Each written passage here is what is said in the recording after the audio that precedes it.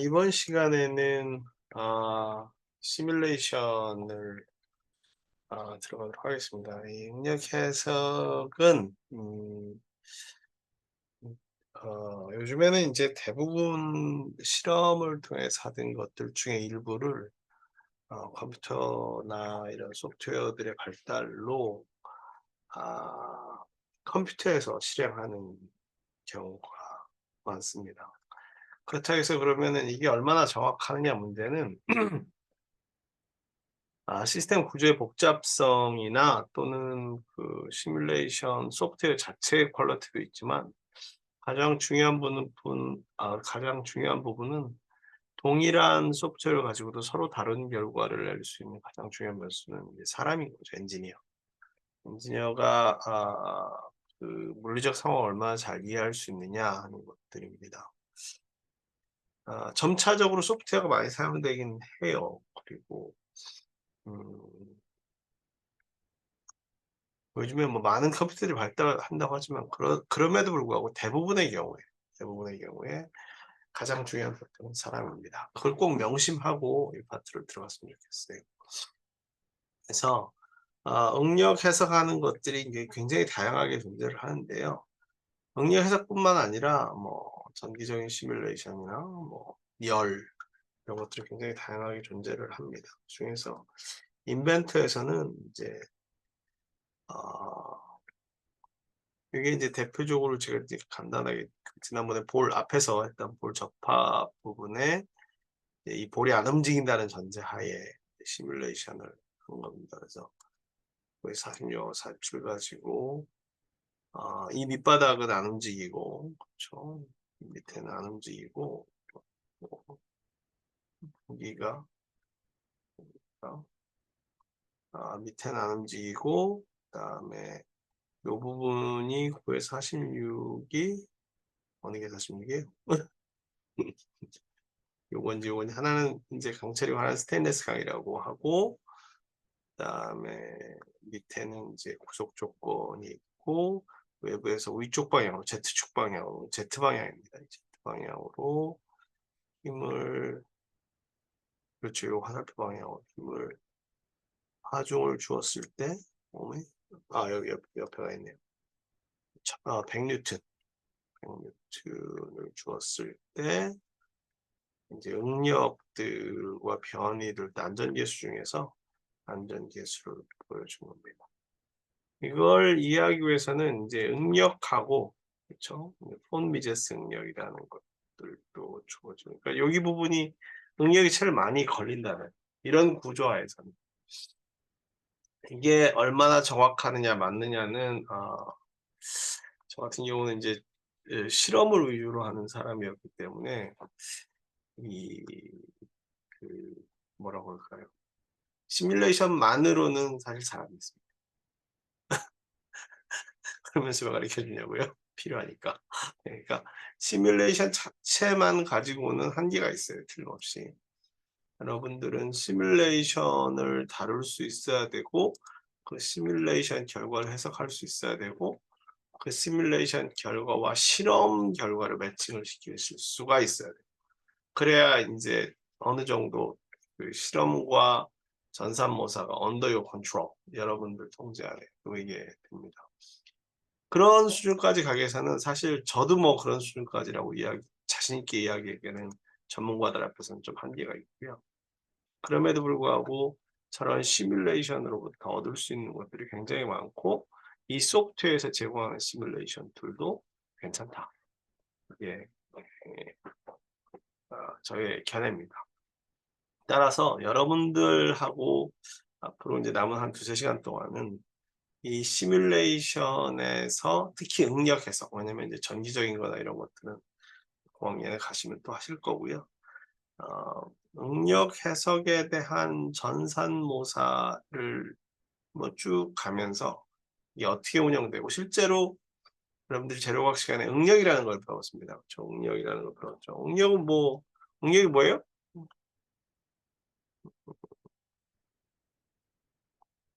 단위 면적당 작용하는 힘이죠. 그래서 면적은 단위 면적당 작용하는 힘이고 그쵸? 이거는 탄성 변형이 있기 전까지는 탄성 계수하고 변형률의 곱수로 나타냅니다. 이거는 수직 응력이고 전단 응력, 그 면의 평행하기 전단 응력은 이것도 이제 뭐 수역에서 전단 계수 곱하기 이 변형률입니다. 그래서 여러분들한테 꼭 해드리고 싶은 말은 재료과학 책에 재료과학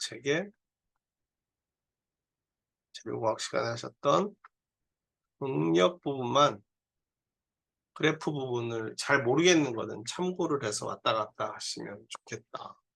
왜냐면은 실제로 여러분들이 나중에 이제 이 시뮬레이션을 활용을 하시게 될 때도 실제로 그 실험하는 부분하고 이런 부분 계속 왔다 갔다 하실 테니까요. 그래서 아직 이제 1학년이다 보니까 1학기만 배웠으면 그러고 시뮬레이션을 바로 넘어온 거는 이 여러분들의 시각화가 되게 중요해요. 시각화. 여러분들이 가지고 여러분들 고유의 모델이 필요하다고요. 모델은 사실 뭐 모든 법칙들이 그렇지만 사람들이 이해하기 쉽도록 그다음에 거기에서 쓰이는 변수들은 사람들이 컨트롤할 수 있는 변수들을 갖고 있는 것들이 과학에서 유명한 수식이 되고 공학에서 많이 쓰입니다. 만약에 아무리 좋은 수식이라 하더라도 거기에 있는 변수들이 사람에 의해서 통제가 안 되는 변수들이라고 한다면 그건 이제 공학에서 가져다 쓸 수가 없는 거죠. 공학에서는 변수를 컨트롤해서 우리가 원하는 뭐 움직임을 만들거나 우리가 원하는 신호를 받거나 해야 되는데 사람의 통제를 못하는 변수들은 어렵잖아요. 여기에서 나오는 변수들 중에 이제 그런 것들 중에 대표적인 게 응력인데요. 이 응력들 중에서 힘의 개념, 그다음에 탄성 계수의 개념, 응력의 개념, 변형률의 개념 이런 것들은 이제 재료과학뿐만 아니라 여러분들이 학년 올라가시면서 배우실 겁니다. 그럼에도 불구하고 거꾸로 충분히 배우지 않은 상태에서 이게 다 종합돼서 알아야 되는 걸 하는 거는 여러분들이 이걸 하시고 나서 나중에 그걸 보시다가 이쪽을 다시 한번 왔다 갔다. 왜냐면은 여러분들이 한밭대학교 다니는 동안에는 이 소프트웨어가 아마도 제 생각으로는 무료가 될 것 같습니다. 계속해서 이쪽 분야에서 소프트웨어들은 학생들한테는 무료로 공개를 하니까 그 부분을 나중에 공부하시면서도 이제 시각화를 하실 수 있고 이해하는 데 도움이 될 수도 있고 거꾸로 이해가 안 되는 부분 또 시각화한 부분이 잘 이해 안 되면 그쪽에 가서 원래 용어의 정의나 이런 것들 배우실 수가 있을 거예요. 인벤터는 기본적으로 유한요소법을 씁니다. 대부분의 구조 해석뿐만 아니라 이런 해석 소프트웨어들은 유한요소법을 씁니다. 유한요소법이 뭐냐? 앞에 그림을 다시 보시죠. 뒤에 또 나오는데 이게 우리가 옛날에 그 조립을 했던 부분이죠. 그래서 요 A 부품과 B 부품이 뭐 움직이기도 하고 하는데 요 각 부품들의 이게 선들이 있잖아요. 이 선들이 뭐냐면 얘네들을 잘게 쪼갠 겁니다. 잘게 가상으로 쪼갠 거예요. 가상으로 쪼개서 요 한 덩어리를 우리가 요소라고 합니다. 요소, 엘레멘트. 요소는 영어로 엘레멘트입니다. 그러면은 사실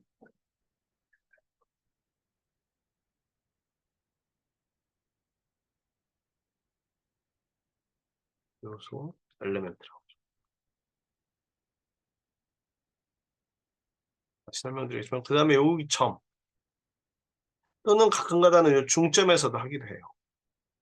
요 점들을 뭐라고 그러냐면 절점이라고 합니다. 그게 나오는데 그거는 그때는 후룩 넘어갈 수도 있어요. 짝 들으세요. 요소와 절점으로 나누고 이 요소와 절점을 가지고 외부에서 준 제약 조건으로 해석을 합니다. 뭔 말인지 모르겠죠? 예를 들어서 여러분들이 잘 아시는 것처럼 이러한 곡선이 있다고 칩시다. 그렇죠? 이러한 곡선이 있어요. y2이고 extreme. 이 곡선을 제가 마음 독하게 먹고 잘게 쪼갰죠. 곡선을 아주 많은 수의 잘게 쪼개면 뭐가 돼요? 직선이 됩니다. 근데 정확한 직선이 되려면 사실 얘는 무한히 많이 쪼개야 돼요. infinite. 무한히 많이 쪼개야 돼요. 근데 여기서 봤더니 유한 요소거든요. finite. 왜 유한 요소겠어요? 무한히 많이 쪼개면 컴퓨터가 계산을 못합니다. 그렇죠? 그래서 우리가 곡선을 쪼개서 그걸 직선으로 해석하고 구하는 게 미분이죠. 그렇죠? 이 유한요소 해석법은 이것과 유사합니다. 외부에서 응력을 주게 됩니다. 힘을 주게 됩니다. 외부에서 힘을 주고 그다음에 힘을 주면 예를 들어서 이 펜이라고 쳐봅시다. 잘 보이시는지 모르겠는데 이 펜이라고 치면 이 펜이 힘을 줘봐야 이 안에는 응력이 생기질 않습니다. 왜? 움직이니까. 그럼 어떻게 돼요? 얘를 잡고 얘를 응력을 주면 끝에서 힘이 이 펜 안에 들어갑니다. 그렇죠? 그래서 이쪽에 잡은 점을 여러 가지 방법들이 있는데 그걸 고정점이라고 그냥 고정면 또는 고정점이라고 합시다. 고정점은 한 점이 아니라 여러 점일 수도 있어요. 자, 그러면 여기서 잡아 당기고 이 뒤쪽 면을 이 반대쪽 면을 이쪽에 있는 양쪽 다리를 고정을 시킨다고 치면 이쪽을 고정시키지 말고 여기를 고정시킵시다. 여기를. 이 위를. 그렇죠? 그다음에 얘와 얘는 요 사이는 우리가 그 접합해서 했을 때 접합해서 뭐였죠? 용접을 시켰다고 칩시다. 그렇죠. 강체. 여기서 시뮬레이션에서는 강체였죠. 리지드였죠. 강성이었나요? 강체였나요? 얘네 용접을 딱 붙였다고 쳐봐요. 그러면은 얘에서 힘이 작용이 될 때 힘은 외부에서 주는 값을 우리가 정합니다. 몇 뉴턴. 그다음에 여기는 너는 움직이지 마. 고정을 딱 시켜놓습니다. 마치 여기 잡은 것처럼. 그래서 그러면은 얘가 주는 힘으로부터 그리고 얘가 고정된 이 면으로부터 뭘 계산할 수 있냐면 변형에 따른 에너지를 계산할 수 있습니다. 얘네 운동에 따른 모멘텀을 계산할 수 있습니다. 이게 두 개가 다 보전이 돼야 됩니다. 그러니까 가한 에너지부터 생겨도 안 되고 어디 도망가도 안 돼요. 모멘텀에 따른 이 움직이는 모멘텀도 계속 보전이 돼요. 이런 걸 다 뭐라 그래요? 그냥 간단히 물리법칙이라고 하는 거죠. 그냥 요거는 생각을 해보시면 그러니까 이거는 설명해라 이런 거 안 나옵니다. 나중에 시뮬레이션 하십시오. 이 구조에서 시뮬레이션 하십시오. 문제가 나오니까 이거를 한번 그냥 생각하는 거예요. 외부에서 힘을 주고 고정되어 있는데 그 안에를 잘게 쪼개는데 그 잘게 쪼개서 계산하는 거는 우리가 곡선을 계산하듯이 미분처럼 잘게 쪼개서 계산하고 요 잘게 쪼갠 값들의 여기가 고정점이고 여기가 힘을 주는 곳이라고 한다면 요 잘게 쪼갠 요 부분들 그렇죠? 요 부분들에 우리가 계산하는 점을 노드라고 하고 그렇죠? 요 한 칸 1차원적 요 한 칸 요거를 어디 가서 엘레멘트라고 한다. 엘레멘트는 요 같은 경우는 요 사면체입니다. 요 뒤쪽에 이렇게 된 사면체. 그렇죠? 요 같은 경우도 사면체고 어떤 거는 육면체도 있을 수 있고 어떤 건 사면체도 있을 수 있습니다. 그래서 요 안에를 전체를 계산하는 게 아니라 잘라서 우리가 원하는 곳만 계산을 한 번에 계산을 딱 해서 나오느냐 안 나옵니다. 뭘 만족시켜야 돼요? 물리 법칙을 만족시켜야 돼요. 자, 한번 말씀드릴게요. 외부에서 가한 제약 조건, 힘과 고정시킨 고정면, 그렇죠? 고정면. 이거 안 움직여요, 이쪽은. 마치 딱 잡고 당겨야 힘이 들지. 이쪽 없으면 얘가 막 움직이면 안 되잖아요. 대부분의 다 응력 상황도 그렇습니다. 어딘가가 고정되어 있는 경우가 많아요. 고정면과 작용되는 힘이 물리 법칙을 만족하면서 이 안에 요소들의 존재하는 각 절점에서 요소를 계산하지 않아요. 요소는 자르는 개수일 뿐이에요. 자르는 형태. 우리가 계산하는 곳은 절점이에요. 그 절점에서 얘네들이 값을 쫙 넣어요. 주어진 요건을 쫙 넣어서 얘네들이 에너지를 쭉 계산해봐요. 원래는 에너지가 얼마 나와야 되는데 얘는 에너지가 얼마 나왔으니까 안 맞네. 그럼 다시 돌아요. 계산을. 그래서 다시 넣고 돌아요. 그때 처음 값을 각 절점에다가 이게 뭐 한두 개가 아니라 10,000개, 뭐 100,000 개 이렇게 될 수 있거든요. 각 절점에다 넣고 다시 그 값을 수정해서 점점 물리 법칙에 맞춰 들어가는 뭐가 각각의 점에서의 값들이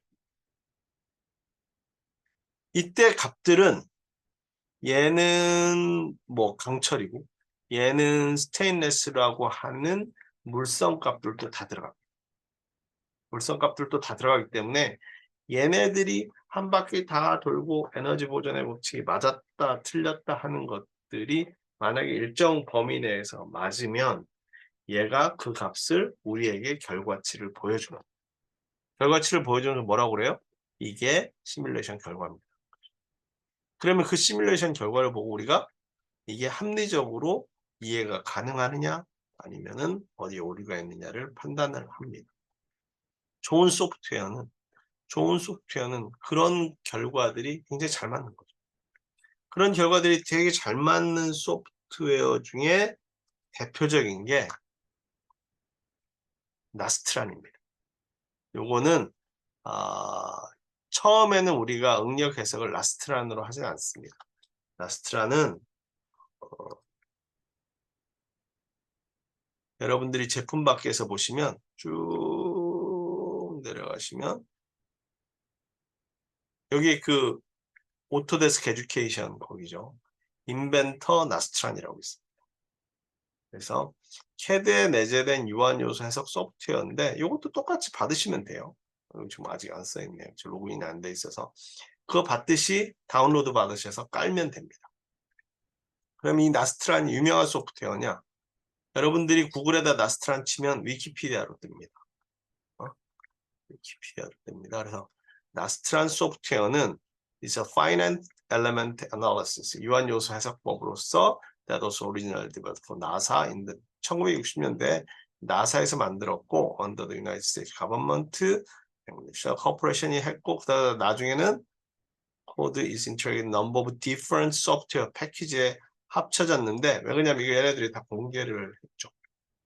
공개를 해서 그 사람들이 이제 다른 소프트웨어 회사들이 가져다가 쓰기 시작한 거예요. 굉장히 잘 유명한 소프트웨어입니다. 그렇죠? 요것뿐만 아니라 지멘스에서 쓰는 솔리드 엣지에도 나스트란이 붙어 있어요. 그러니까 요 나스트란을 쓰는데 그렇게 다운로드해서 받으셔도 되는데 지금 파워포인트도 2개로 나눠 있어요. 오토데스크 인벤트 영역 해석과 나스트란 인벤트 해석이 있는데 아마 앞에 것만 하다가 끝날 것 같은데 차이는 크게 없다고 보시면 돼요. 왜냐하면 우리가 시뮬레이션만 할 게 아니기 때문에 우리는 어차피 실험과 시뮬레이션을 같이 들어가니까 그거 까시면 여기 나스트란이 뜨고요. 하지만 우리는 응력 해석만 먼저 하겠습니다. 응력 해석. 저기 어디에서 주는 여기 여기 응력 해석. 여러분들이 조립품이 됐든 부품이 됐든 어떤 것을 예를 들어서 이런 IPT 파일을 연 다음에 그렇죠? 어디 있냐면 환경에 가시면 응력 해석이라고 있습니다. 그렇죠? 요건 아마 여러분들이 없으실 수 있을 거예요. 저는 아마 깔은 것 같고 깔면은 생기든가 아니면은 뭐 활성화되든가 그럴 겁니다. 응력 해석을 클릭하시면 우리가 말씀드린 그다음에 이게 케이스 스터디인데 학습 작성이라는 걸 클릭하시면 중에서 해석이 좀 몇 가지를 할 수 있는데 자 보세요. 다시 한번 가볼게요. 환경에서 요 부품도 괜찮고 조립품도 괜찮습니다. 응력 해석을 클릭하고 환경 해석 학습 작성을 하게 되면 처음에 뭘 하시겠습니까? 하고 뜹니다. 그렇죠? 다 건들지 마세요. 모달도 안 할 거고 쉐이프 생성기도 안 할 거고 저희들은 정적 해석만 합니다. 정적이라는 거는 다이나믹, 동적인 거와 반대말로 움직이지 않는다는 거. 정적 해석하고 확인하시면 이쪽에 요 파일에 대한 그 시뮬레이션 하는 순서들이 쭉 나오고 요걸 이제 할 겁니다. 그렇죠? 그걸 하기 전에 파이나이트 엘리멘트 메서드는 외부에서 가해진 힘과 고정된 곳이 있는데 요 부품 자체를 3차원적으로 미분을 해서 그렇죠?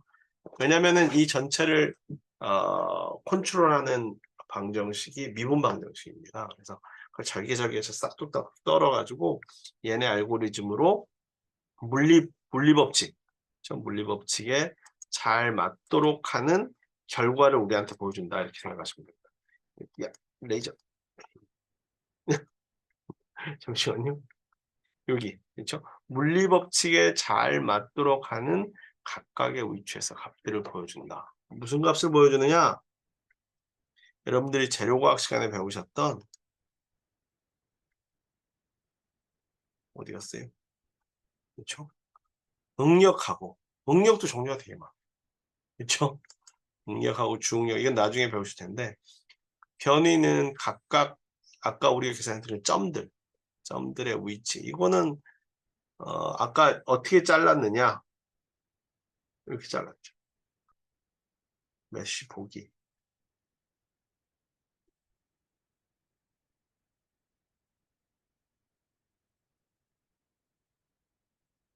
이렇게 자르는 거 그렇죠? 항상 잘라야 돼. 항상 잘라야 돼.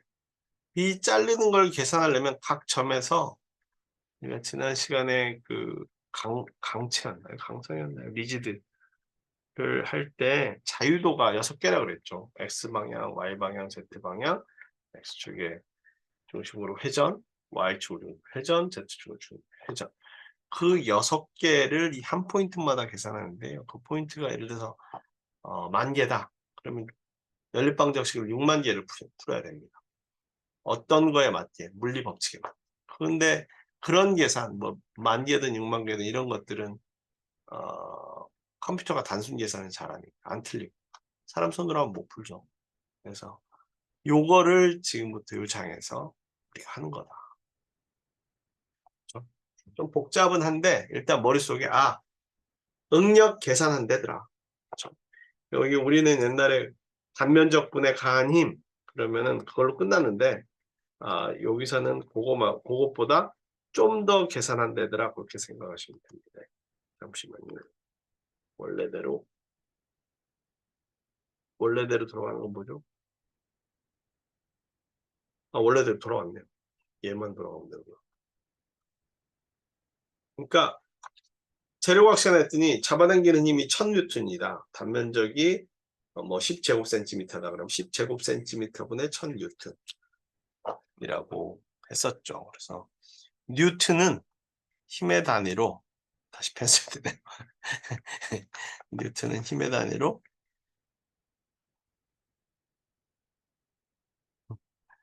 파란색으로 좋은가 봐요. F는 MA. M은 저희 보잖아요. 질량의 단위가 킬로그램이고 A는 중력 가속도니까 미터 퍼 세컨. 요거를 아이작 뉴턴이 지 이름 붙여서 뉴턴이라고 하는 거죠. 그렇죠? 그 사과 떨어지는 거 보고. 그다음에 A는 단면적이니까 제곱센티미터나 제곱미터나 이렇게 할 수 있는데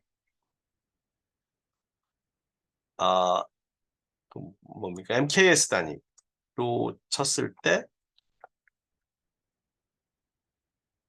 미터 제곱 1제곱미터당 작용하는 힘 뉴턴을 파스칼이라고 그러죠. 파스칼은 원래는 그 압력 단위 하시는 분인데 뭐 고기의 힘의 단위하고 똑같죠. 공기가 가하는 힘의 단위가 우리가 보통 압력이라고 그러잖아요. 그래서 일기압.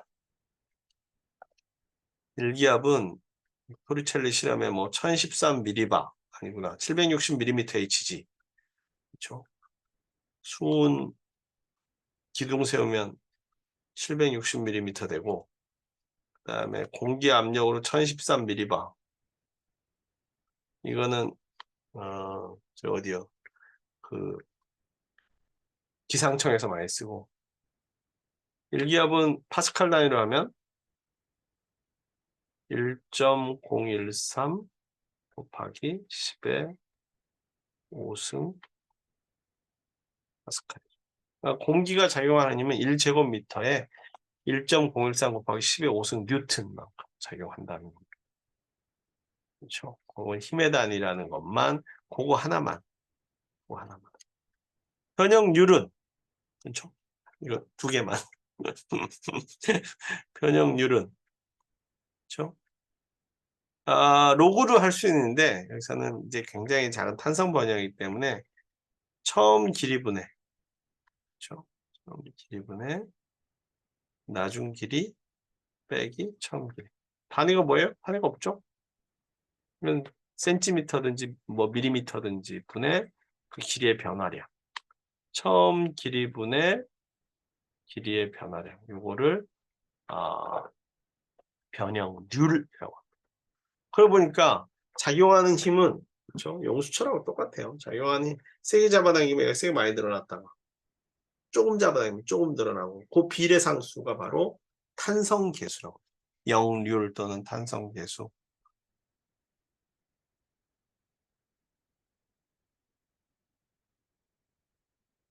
요거는 재료과학 시간에 하셨어요. 까먹었겠죠? 다음에 요건 지우개입니다. 지우개. 지우개인데 지우개 아랫면과 윗면을 평행하게 이거를 요 면에 수직하게 잡아당기는 게 아니라 평행하게 잡아당겼을 때 변하는 변형률과 그때 수직하게 잡아당겼을 때 그 단위 면적당 작용하는 힘과 그것도 수직응력하고 비슷합니다. 오늘 이제 한번 재료과학 책을 한번 보십시오. 뭐 꼭 봐주세요. 재료과학 책이 우리 쪽 분야에서는 바이블입니다. 바이블. 그리고 어느 책을 보셨는지 모르겠지만 최근에 좋은 책들이 많이 나와서 1학년 때 배우는 책이 아주 굉장히 좋은 책인 걸로 제가 알고 있습니다. 그러니까 잘 한번 보시면 이 부분만 시그마가 뭐고 탄성계수가 뭐고 변형률이 뭔지 이것만. 그래서 유한요소법은 영어로는 Finite Element Analysis 또는 Finite Element Method. 그래서 Analysis FEA 또는 FEM이라고 합니다. 밑에 있죠. Finite Element Method. 어디 갔냐? 마우스야. 그렇죠? 여기 Method. FEA, FEM이라고. 복잡한 시스템의 근사해를 뭐 100% 맞출 수는 없으니까 이거 다 1세트로. 왜 저기 뭐야 미분도 무한대 잘라야 맞잖아요. 근데 무한대 안 자르고 이게 유한기에 자르는 거 유한하게. 그렇죠? 그러니까 복잡한 시스템 앞에 이게 복잡한 시스템인 거죠. 이게 복잡한 시스템인 거예요. 그렇죠?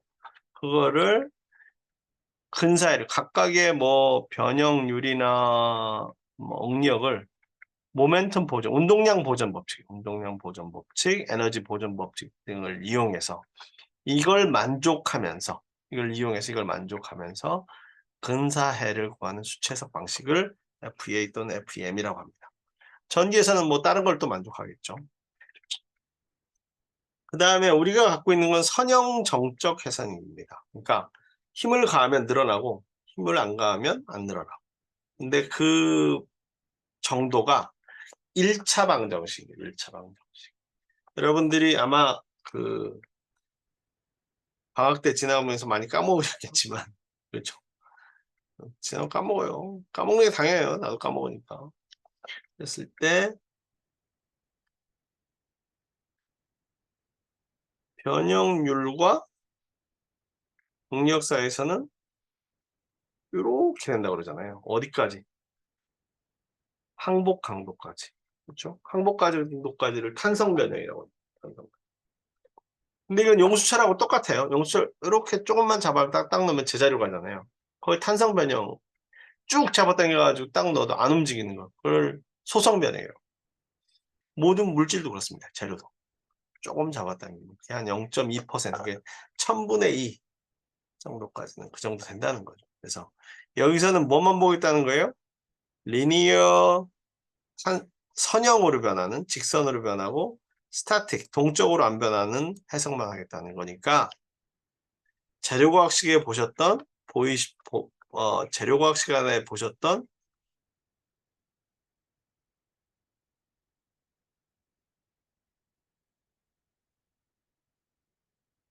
산성 변형만 보겠다.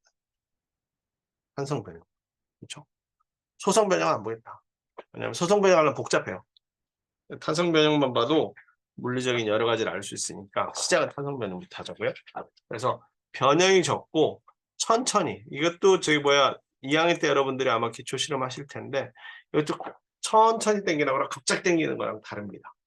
그래서 천천히 아주 천천히 모든 조건이 아주 평형 상태 비슷하게 평형 상태는 아니지만 천천히 당겨서 원래 재료가 가지고 있는 소재가 가지고 있는 물성 고유의 물성이 나타날 수 있도록 그 다음에 시간에 따른 과도 해석이 아닌 정상 상태.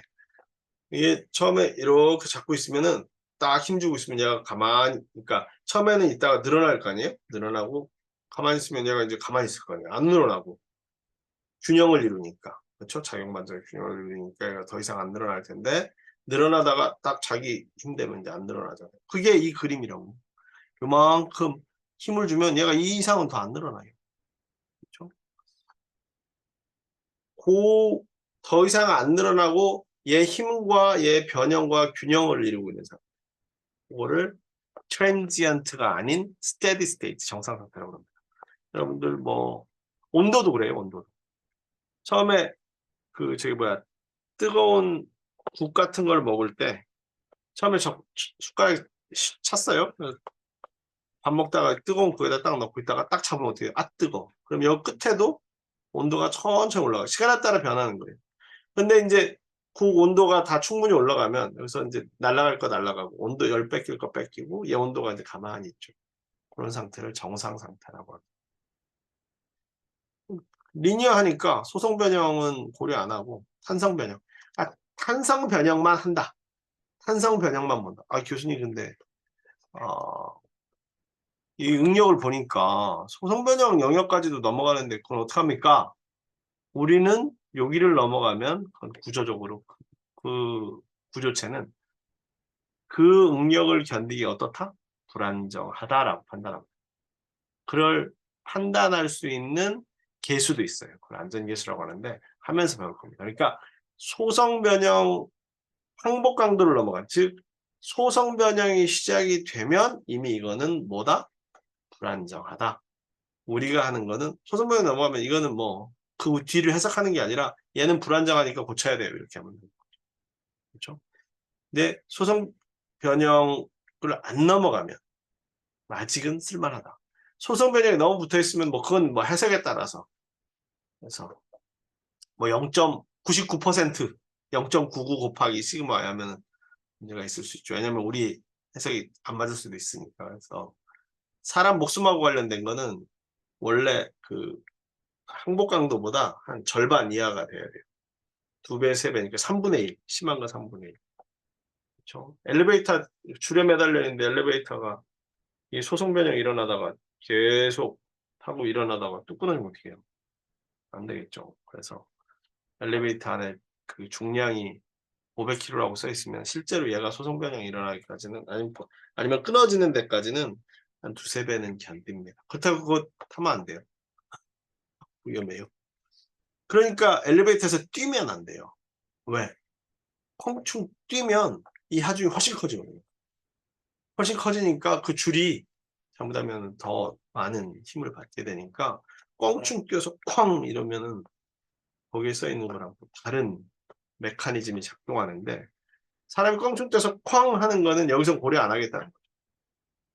살짝 들어가서 딱 우리 몸무게만큼 힘을 주는 그 상황만 고려하겠다. 그 정상 상태. 그다음에 소성 변형은 그때부터는 불안정하다 보니까 그거 넘어가면 우리는 무조건 불안정하다 그러고 탄성 변형만, 그다음에 변형이 적고 천천히 변하는 거죠. 정상 상태하고 탄성 변형을 그 일반 사람들이 하는 말로 고치면 이거예요. 변형이 적고 천천히 변하는 거. 아셨죠? 그런 상태만 한다. 유한요소 해석은 앞에서도 말씀드린 것처럼 구조물을 잘게 쪼갭니다. 미분 방정식을 만들어야 됩니다. 미분 방정식을 푸는데요. 여러분들이 고등학교, 대학교 때 외운 것처럼 미분 방정식을 그 수식을 외워서 예를 들어 가지고 여러분도 잘 알잖아요. sin x를 미분하면 어떻게 돼요? x를 미분하면 코사인 x가 되죠. 얘는 이렇게 안 풉니다. 이렇게 안 풀어요. 잘게 쪼개서 힘 준 다음에 고게 적정한 값을 부여해서 이 힘을 준 값이 에너지 보전의 법칙과 운동량 보전의 법칙에 잘 맞으면 얘가 뱉어내는데, 그러니까 미분 방정식을 뭘로 푼다? 숫자로 푼다.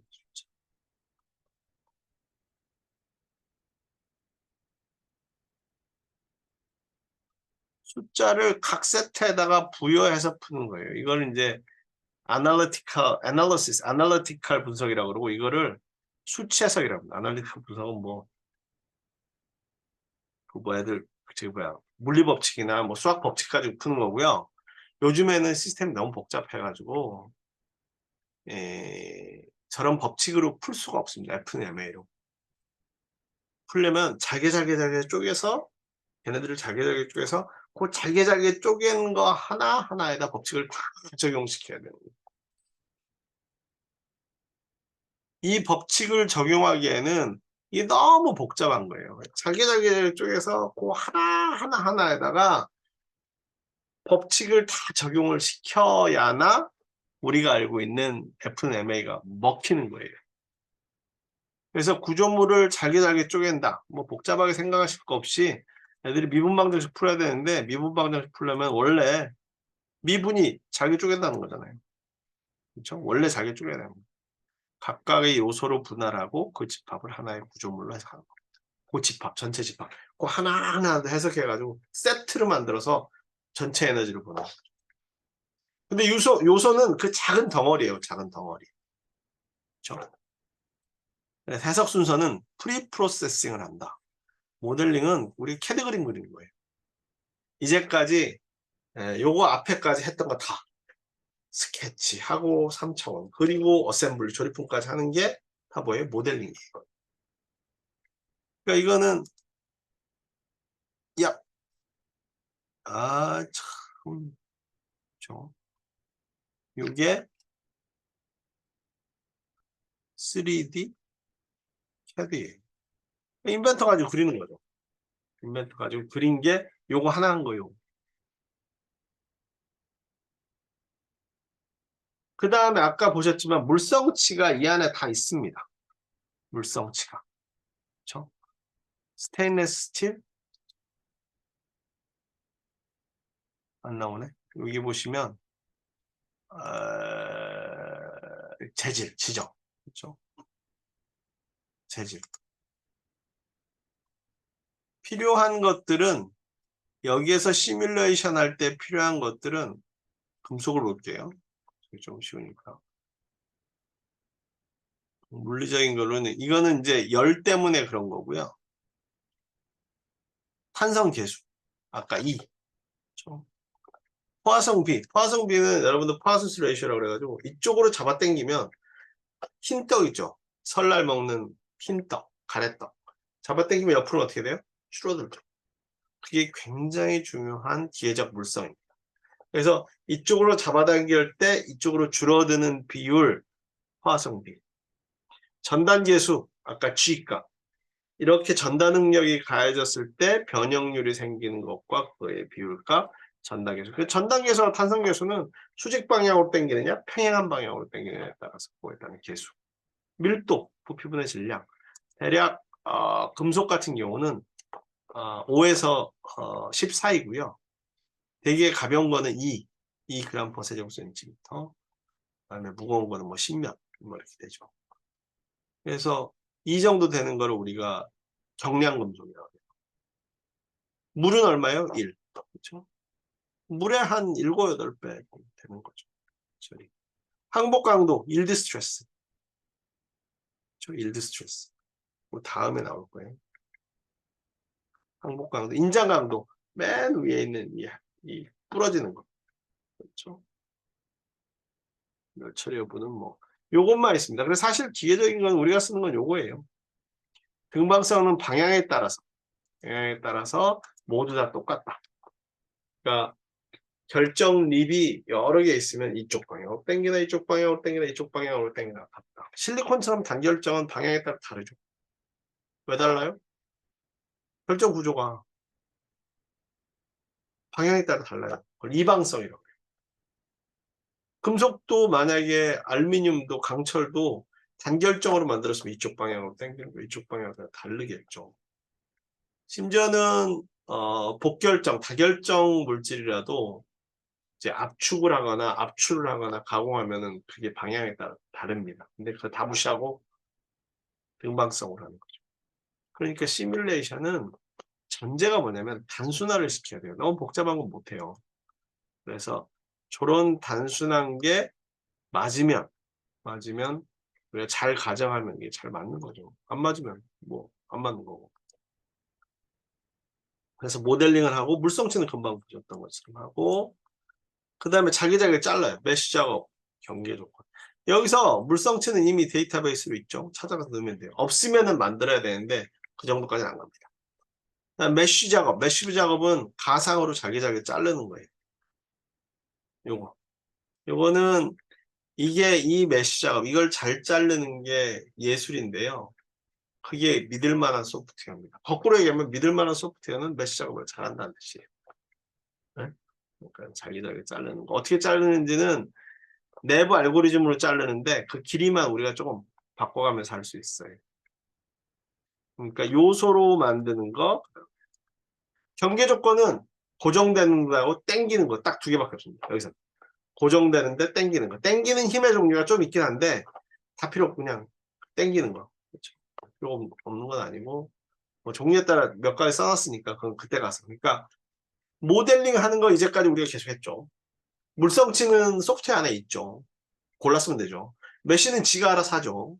경계 조건은 하나는 이거 잡아당길 때 어디를 움직이지 말라고 어디에다가 힘줘야 되는 힘의 방향만, 그렇죠? 포스의 방향만 하면 끝납니다. 해서 버튼만 누르면 돼요.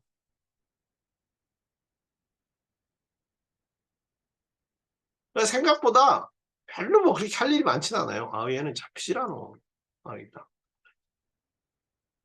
아까 여기서 보셨죠? 얘 말고 어디 갔지? 아, 요거 괜찮겠다. 아, 이건 복잡해요. 아, 죄송합니다. 네, 충청도 사람이라. 그래서 여기 학습 작성하고 얘 재질, 그렇죠? 얘 재질에 학습 작성을 했고 재질 지정은 얘는 뭘 할래? 뭐 일반인데 정의한 대로 뭐 없잖아요. 지정 안 해줬어요. 강철, 그냥 강철 하겠습니다.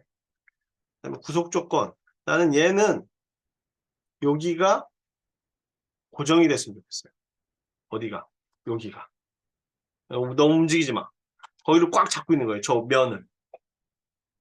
그 다음에 힘은 여기다 주는데 난 힘의 방향을 지금 이렇게 미는 거거든요. 반대 방향으로 하면 당기는 거예요. 다른 방향으로 하면 이 위쪽 방향으로 주면 Z 방향으로 나는 그거 말고 벡터, 여기 벡터로 위쪽으로 100뉴턴. 어머나 이 모양이 왜 이래? 그렇죠? 제대로 잘 섰네요. 100뉴턴 이 방향으로. 요걸 한번 해볼까요? 100뉴턴. 확인. 적용. 그래 확인. 끝났어요. 그러니까 여기는 멈추고 여기는 고정이 되고 부속 조건이 아까 오케이를 안 했나 봐요. 여기가 했는데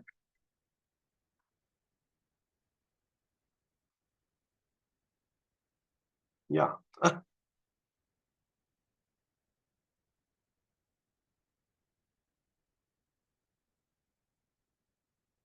구속 조건이 추가가 안 되니까 추가된 건가?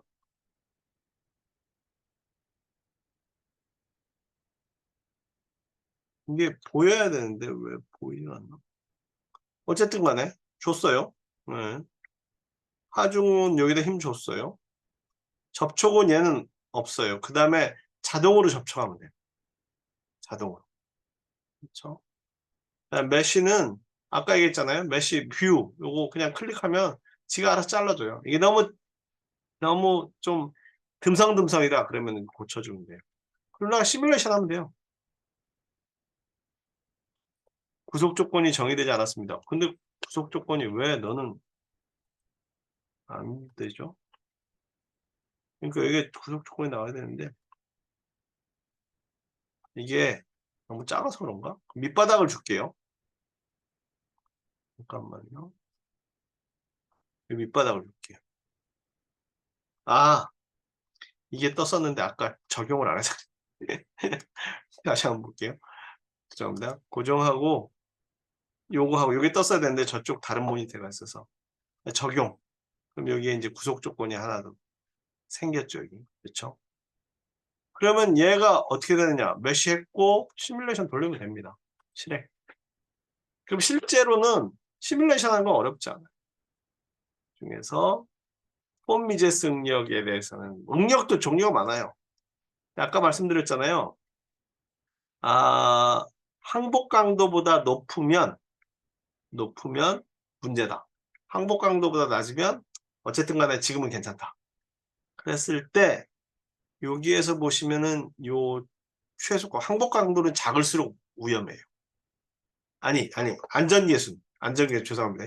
안전계수가 지금 가해진 힘 응력분의 항복 강도거든요. 지금 가해지고 있는 각 부분에서 응력분의 항복 강도에서 최고 작은 개체로 외우는데 1.7이잖아요.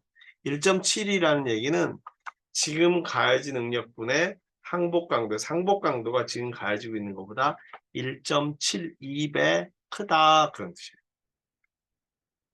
다른데 이런 데는 15배, 항복 강도 15배 크다는 얘기는 얘가 뭐 까딱없다는 얘기예요. 까딱없다는 얘기예요. 이쪽은 약간 고정이라 요거 구조는 사실은 해석할 때 조심을 하셔야 되는 게 있는데 요거 같은 구조는 사실 요쪽에 응력이 많이 잡히는데 보시죠. 요런 데는 파란 데는 조금 응력이 괜찮은 거. 아 이쪽이 더 많이 잡히나 보네요. 고정 구속 조건을 지우고 우리가 좀 직관적으로 쉽게 여기 삭제할게요. 삭제하고 고정 구속점 밑판으로 해봅시다. 밑판으로. 그러면은 이게 넓게 고정 구속 조건을 잡아서 레시피하고 시뮬레이션 하면은 앞에부터 쭉 순서대로 지가 알아서 하는 거. 그죠? 그렇게 되면 어디가 제일 문제겠어요? 밑에는 지금 움직이지 마 하고 꽉 잡고 있거든요. 그러니까 이쪽 문제가 아니고 이 안쪽에.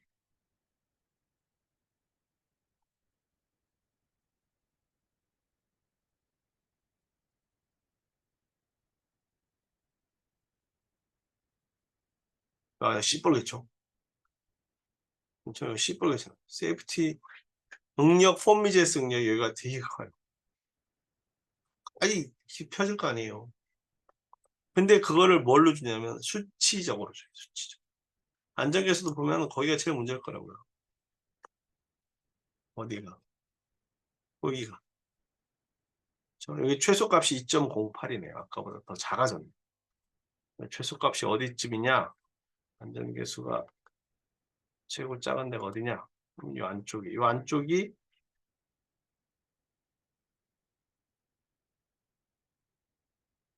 우리가 생각했을 때 그런 부분 정도인 거죠. 제가 볼 때는 합리적인 것 같아요. 그러면은 이 시뮬레이션이 한번 쭉 훑어본 거예요. 그렇죠? 그래서 모델링하고 물성치하고 메쉬하고 경계 조건이 되게 복잡할 것 같은데 우리가 주는 거는 그림 그리는 거 하나. 그다음에 고정시키는 부분과 힘을 주는 거 하나. 해석은 버튼, 후처리 과정은 얘한테 너 나한테 보고서 줘. 여기 보고서 있죠? 너 나한테 보고서 줘. 입력 해석, 뭐 학습 요약, 뭐 옵션이 있긴 한데 너 나한테 보고서 줘.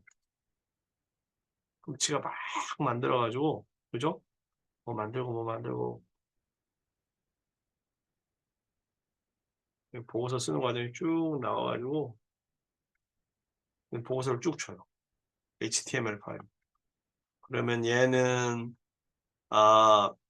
2023년 8월 어머나 오늘 날짜를 모르긴 하네요. 그래서 부품 번호는 아주 오래전에 이 교재 만든 양반이 오래전에 만들었네.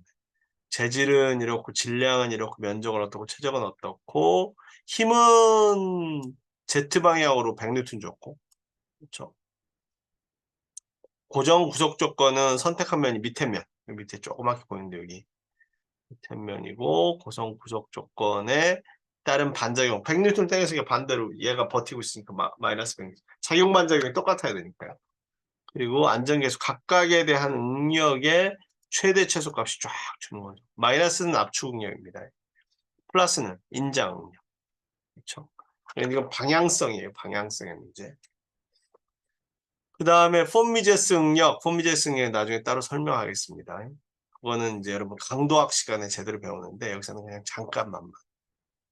폼미제스 응력, 중력, 세 번째 중력 이런 건 다 나중에 수업하면서 변이 원래 위치에서 얼만큼 멀어졌느냐 0.1086mm 이런 힘으로 하면 요 끝부분이 제일 많이 움직이는데 그렇게 좀 밑에는 고정시켰으니까 안 움직일 테고 그런데 0.1mm 정도 움직인다 이 조건에서 강철일 때 만약 제가 고무면 더 많이 움직이겠죠 그렇잖아요 아니면 강철보다 더 센 뭐 다른 거면 덜 움직이겠죠 그 위치가 이만큼 움직이고 요런데 요 변이도 이 면 전체를 얘기하는 게 아니에요. 이 면 전체를 얘기하는 게 아니라 여기에 하나 노드가 어떤 특정 노드가 저만큼 최대로 많이 움직였다 그런 의미. 근데 그 움직인 거는 아이고 어디 갔어? 움직인 거는 최대값이 0.1. 뭐 뒤쪽에서 본 거니까 똑같은 거. 최소 밑에 고정화 시킨 데는 너 움직이지 말라고 저희가 한 거예요. 고정은 움직이지 말라고 한 거라 0. 이것도 가정이죠. 사실 땡기면 움직일 수도 있는데. 안전계수. 안전계수는 작으면 작을수록 위험한 거예요. 왜? 지금 작용하는 힘 응력분의 항복 강도니까 만약 항복 강도하고 똑같다. 그럼 1이 1보다 작다. 그러면은 지금 현재 작용하고 있는 응력 부분이 항복 강도보다 크다는 이야기예요. 그래서 여기는 다른 거와 달리 작은 값이 뻘개요. 큰 값이 벌었고 15 이상 값은 얘네들이 다 15로 통칩니다. 왜냐면은 항복 강도 현재 작용하는 힘이 항복 강도의 15분의 1밖에 안 된다는 이야기니까 그럼 아주 작은 힘이 작용밖에 안 한다는 이야기예요. 안전계수 마찬가지고요. 응력 이거는 전단 응력. 복잡하죠. X 전단 응력. 여러분들이 전단 응력 XYX XX XY XZ YY YZ 왜냐면 XY는 위에 있으니까 그다음에 ZZ X변, X방향으로 움직인 정도 별로 안 움직였죠. 0.01 Y방향 왜냐면 Z방향으로 당겼으니까 X방향이나 Y방향으로는 거의 안 움직였을 거 아니에요. Z방향으로는 거의 전체 움직인 거랑 비슷하죠. 등가 변형 이거는 이퀴벌런트 스트레인이라고 그렇다고 치고 그래서 쭉 이런 데이터들을 보고서로 다 써줘요. 그럼 이 보고서를 그대로 내면은 되냐? 안 되죠. 그럼 직장 상사가 싫어합니다. 교수님도 안 좋아하고. 요거를 여러분들이 이해하고 필요한 부분의 데이터를 쓰시는 거예요. 그리고 이게 다 시각화가 되어 있으니까 여러분들이 레포트를 쓸 때 시각화가 되어 있는 것들을 쓰는 겁니다. 그게 후처리 관리. 다 컴퓨터 클릭으로 다 끝나요. FEA 수행 과정을 다시 보면 CAD 모델 입력, 총 모델링 하는 거고, 시뮬레이션 설정, 해석 유형 정의는 우리는 스태틱, $1 하나. 재료 물성치 정의, 그 쇠냐 뭐냐 하는 거는 데이터베이스에서 고르기. 메쉬 생성, 컴퓨터 클릭, 버튼 클릭. 구속 경계 조건, 하중 조건, 접촉 선택사항.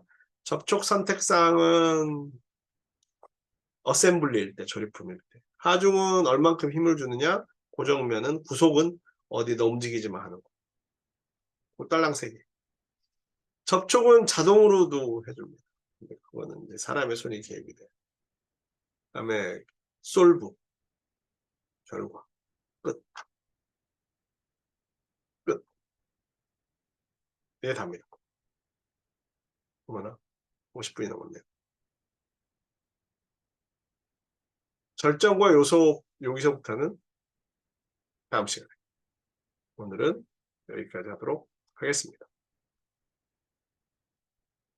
그 소프트웨어부터 CAD하고만 그릴 줄 알면 소프트웨어로 이 FEA를 하는 건 쉽습니다. 클릭만 몇 번 하면 돼요. 문제는 뭐예요? 결과가 나온 게 이게 뭔 뜻인지를 알아야 되는 게 여러분들이 4년 내내 겁니다. 거기에 나온 게 무슨 뜻인지, 그 소프트웨어가 제대로 합리적으로 했는지, 이걸 판단하기 위해서 여러분들이 학위도 하고 공부도 하는 거예요. 물론 뭐 다른 것도 하죠. 요것만 한다는 뜻은 아니에요.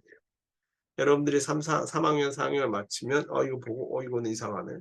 이건 뭐 이 정도면 뭐 합리적인 거 아닌가? 이런 판단을 하실 수가 있어요. 그러면 오늘은 오늘의 이번 시간은 여기까지 하도록 하겠습니다. 감사합니다.